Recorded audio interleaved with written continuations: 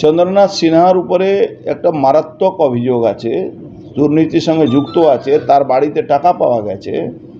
তা সত্ত্বেও তাকে চার্জশিটে নাম দেওয়ার পরে তাকে 10,000 টাকা, মাত্র 10,000 টাকা বন্ডের উপরে ছেড়ে দেওয়া হলো, পুরোপুরি ইনফ্লুয়েন্স করে। পুরোপুরি জুডিশিয়ারিকে মমতা ব্যানার্জি সরকার ইনফ্লুয়েন্স করছে ল সেক্রেটারির মাধ্যমে।